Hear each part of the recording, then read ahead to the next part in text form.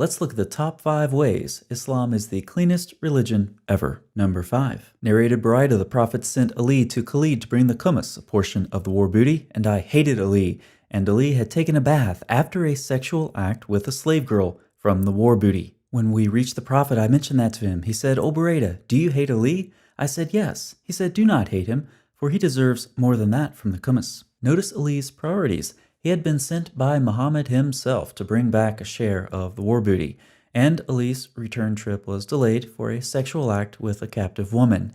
Now, you would think that Ali would then hurry back to Muhammad, trying to make up for lost time, but no, Ali took the time to bathe himself. One wonders if a woman who had just been through battle would be in the mood for consensual sexual intercourse by one of her captors. Perhaps this was the source of Buraida's objection, but for all of Ali's shortcomings, he did take a bath after. Number 4. Malik was asked whether a man who had women and slave girls could have intercourse with all of them before he did ghusl, or the ritual purification. He said, "There is no harm in a man having intercourse with 2 of his slave girls before he does ghusl. It is disapproved of, however, to go to a free woman on another's day. There is no harm in making love first to one slave girl and then to another when one is junub, or impure due to sexual intercourse." Here, the 8th century jurist Malik ibn Anas lays out the purification requirements for having intercourse with multiple slave girls. Not only is it permissible to have intercourse with slave girls in Islam in general, but it's permissible to go from one to the other without stopping to bathe in between, though clearly bathing at some point is in view. Again, we see sexual immorality side by side with concerns about ritual bathing. Number 3, it was narrated from Abu Rafi that the Prophet went around to all of his wives in one night, and he had a bath after each one of them. It was said to him, "O Messenger of Allah, why not make it one bath?" He said, "This is pure, better, cleaner." Notice Muhammad's example. He has several wives, he has sex with all of them in one night, but he takes a bath in between. Sometimes. In other cases, he would go around with all of his wives in one night with a single bath. Note that Muhammad was concerned about his external purity. He took a bath after each sexual act. However, if you only have one bath available, then don't let that interrupt your mattress marathon.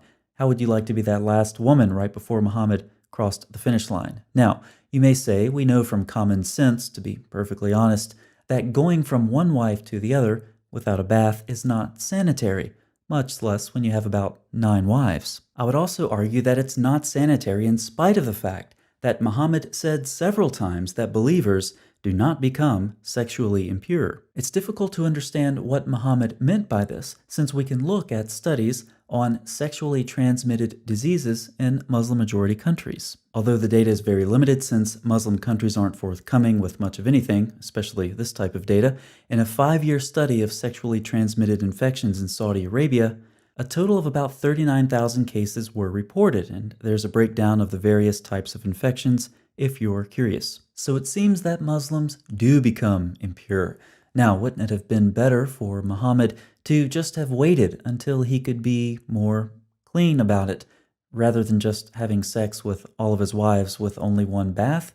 Maybe, but he did take a bath after, which once again gives us an example of a concern for external cleanliness juxtaposed with repulsive sexual behavior. Number 2, Muhammad was the cleanest prophet ever thanks to his child bride, who would scrape the semen off of his clothes with her fingernails before he went for prayer. Now this really makes one wonder, where did all of this male reproductive fluid come from, and why was it all over his clothes?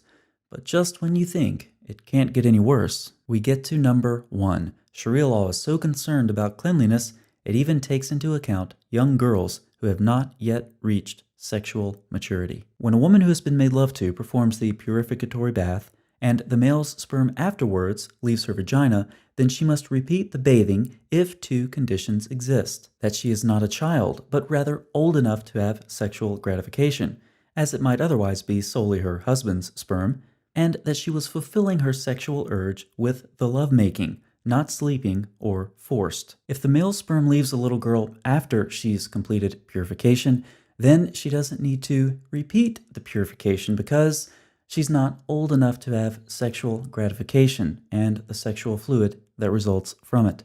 Problem solved. Sharia law is so concerned about external cleanliness that it even goes into this level of detail. All of these examples show us depraved people who are also concerned with external purity. Ali was having sex with a captive woman.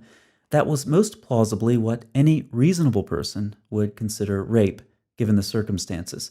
Yet Ali is portrayed as purifying himself after the fact, for what that's worth. Malik ibn Anas went as far as to say that no purification is required between sexual acts with slave girls.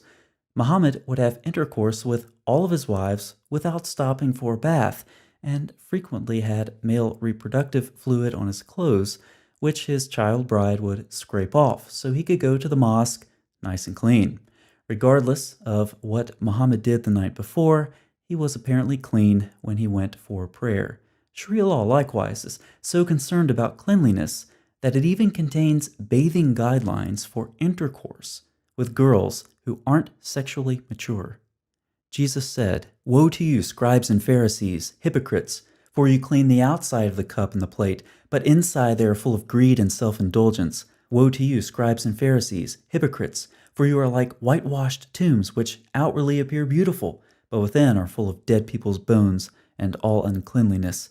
So you also outwardly appear righteous to others, but within you are full of hypocrisy and lawlessness." Read the requirements specific to bathing and purification in the Muslim sources. They are exhaustively detailed. Islam is clearly concerned about the external self. And of course, this is true not only with ritual purification, but with external appearance in general. How do you dress? How long is your beard? What color is your burqa? But Islam is a man-made religion, and by definition, all of its numerous requirements for external appearance and purity serve very little purpose other than to give the illusion of piety. However, man looks on the outward appearance, but the Lord looks on the heart. And this is one of Islam's most drastic shortcomings.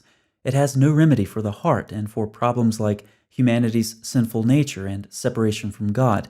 So we see Islam compensating in other ways, like ritual purity. Yet, when we can look at these obligations for external cleanliness, whether they're in the text as requirements or being given to us in the form of examples set by Muhammad and the companions, we can easily tell there is a serious problem, because these requirements concerned with external cleanliness are side by side with depraved sexual behavior. Requirements for the external person are given detailed attention in Islam. The inner person that God looks at is left unattended. This is yet another reason Islam cannot do a thing to make a person right with the true God.